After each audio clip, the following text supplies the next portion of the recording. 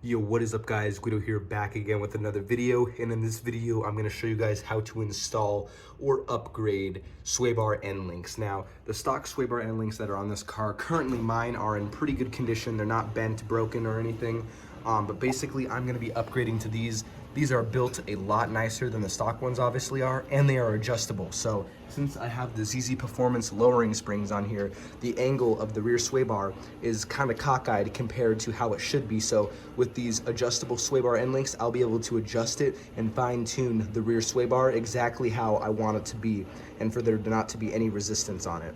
Now, you would most definitely want to upgrade or replace them if yours are cracked, bent, or whatnot. I'm going to be doing this just like I said. I have the ZZPerformance lowering springs on here, which I will link in the top right of the video and in the description to show you guys how to completely install them. But once you install lowering springs, that rear sway bar angle is going to be adjusted quite a bit. So with rear sway bar end links, you can fully adjust it and have it where there's no resistance or tension on the rear sway bar.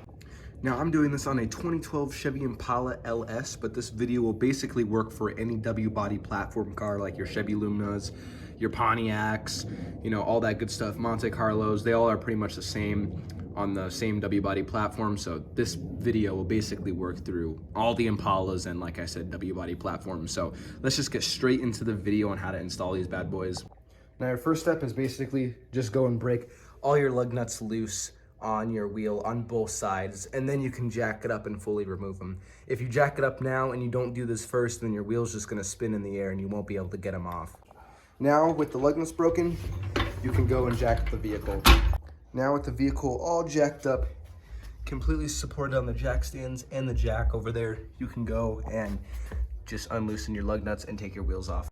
So now, what I'm actually gonna do is I'm gonna go ahead and unbolt the sway bar end link here and also behind right there, so then our new sway bar end links can go in. So now basically what I'm gonna do, since I unbolted this one here, it's basically the same process down here. You just undo the bolt here, and then you can go and put your brand new sway bar in. So these are obviously the new sway bar end links. Now, it's pretty simple. You took the old ones off, you just gotta go and reinstall the new ones.